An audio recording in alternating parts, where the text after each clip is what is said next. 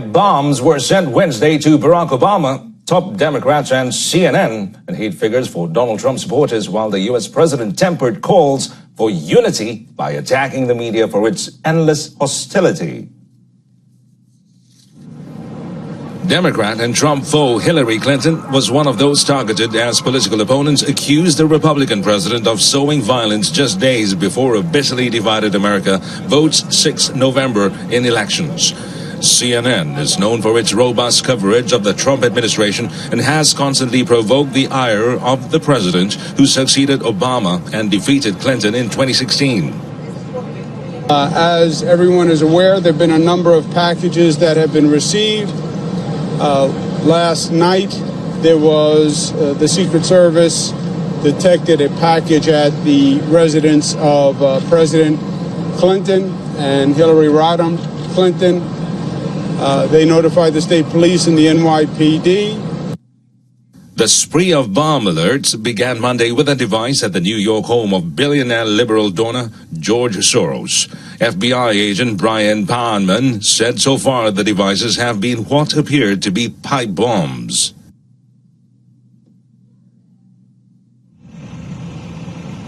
In another development, authorities responded to a suspicious package sent to the office of Congresswoman Debbie Wasserman Schultz in Florida by sending in a robot to inspect the scene. The package is believed to be part of crude pipe bombs targeting Hillary Clinton, former President Barack Obama, CNN, and others in a rash of attacks aimed at prominent Democrats and a cable news network often criticized by political conservatives. Wasserman Schultz is the former chairwoman of the Democratic National Committee. The Congresswoman was in Coral Gables along with Hillary at a campaign event for Donna Shalala on Wednesday morning. Miami FBI spokesman Mike Laverock said the agency is aware that a suspicious package was mailed to Wasserman Schultz's office in Sunrise and agents were on the scene. Well, elsewhere in the U.S., a male suspect fatally shot a man and a woman at a grocery store in the outskirts of Louisville, Kentucky on Wednesday, and then exchanged fire with an armed bystander before fleeing the scene. Now, police said he was captured shortly afterward. That border on October 1st before starting the first joint searches for war remains. The joint searches were among tension reduction agreements the Koreas struck last month. The ministry said military records show Pak was a sergeant first class who died in battle there in 1953 in the final weeks of the Korean War.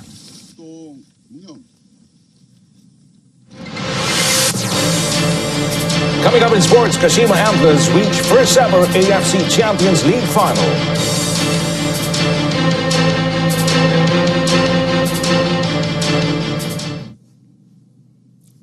Well, Japan's Kashima Antlers drew 3-3 away to the Suwon Blue Wings of South Korea Wednesday to complete a 6-5 aggregate victory and advance to the club's first ever AFC Champions League final. Kashima held a 3-2 lead after the first leg, and they extended it to 4-2 when Shuto Yamamoto headed in a free kick in the 25th minute to give the visitors a 1-0 lead. The scoreline remained the same until the 52nd minute when Suwon leveled through Im Sang-hyub to make 1-0 and 4-3 Kashima on aggregate. A minute later, Jo Sung-jin scored off a corner to put Suwon ahead 2-1 and leveled the semifinal 4-4. On the hour mark, Suwon struck again with Dejan Damjanovic, scored to give the Blue Wings a 3-1 lead and put the hosts ahead 5-4 on aggregate. But in the 64th minute, Kashima went back ahead when Daigo Nishi bagged his shot in off the far post to cut the Suwon to 3-2 and level the semifinal again at 5-all overall. Then, with the clock ticking down to extra time, Kashima Serginho scored the crucial goal that made it 3-all and put Kashima back in front on aggregate 6-5. Kashima move on to face Persepolis of Iran, who is also making their first-time appearance in the ACL final. The first leg kicks off on Saturday, 3rd November in Kashima, with the return set for 10th November in Tehran. Now, Qatar qualified for the quarterfinals of the AFC Under-19 Championship after they thrashed Chinese Taipei 4-0 in their Group A game on Wednesday in Bogor, Indonesia. Qatar took on Chinese Taipei in Group A of the AFC Under-19 Championship on Wednesday. Chinese Taipei, having lost to Indonesia and UAE in the first two games of the group, were already going home. Qatar came close to breaking the deadlock in the early stages, but Taipei's defense held firm. Qatar's persistent pressure paid off in the 57th minute as they took the lead with substitute Khalid Mansour drilling a shot across Lee and into the net. Qatar added a second through Hashim Ali, courtesy of a deft finish 4 minutes later. As chances became few and far between, Qatar pressed for a third, and it duly came with 13 minutes remaining, with Ali bagging his second of the game with a delightful curling effort for the goal. Qatar rounded off the scoring on 86 minutes when Abdul Rashid Umaru converted a penalty after Khalid Mohammed had been brought down in the area by Tiu Pojui.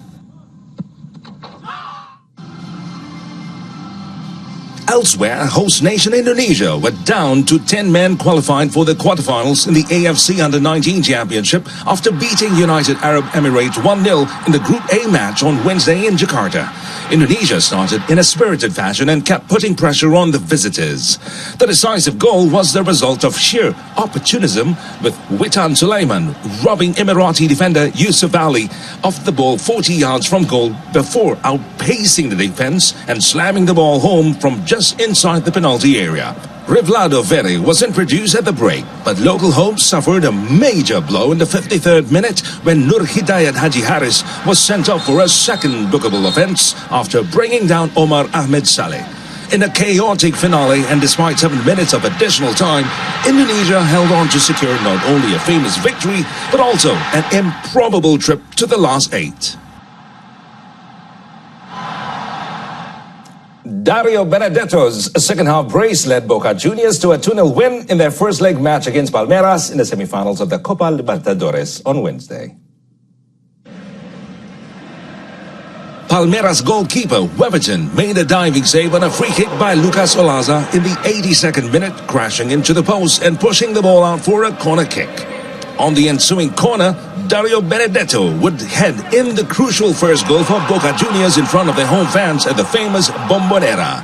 Benedetto would double the lead 5 minutes later, blasting a shot from outside the box. Boca Juniors will travel to Allianz Parque in Sao Paulo, Brazil for the second leg on Wednesday.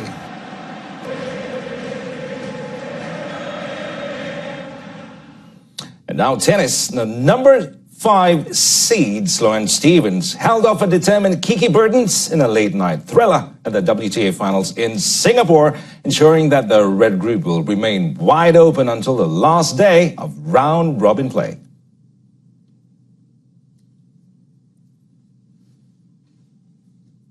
Encounter with a chance to top the red group and advance into the semi-finals. Stephens would have sealed the berth with a straight-set win, while Bertens, thanks to Angelique Kerber's 3-set win over Naomi Osaka, simply needed a victory.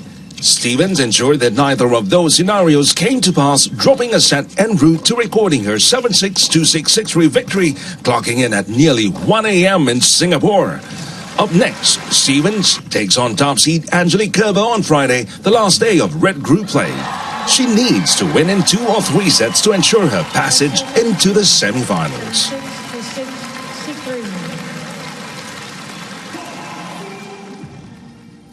And that concludes this evening's News on 2. In our top story, Najib and Erwan claim trial to 6 CBT charges involving 6.6 billion ringgit. So do join us again at 12:30 tomorrow afternoon. I'm Amin Carlos. Thanks for watching.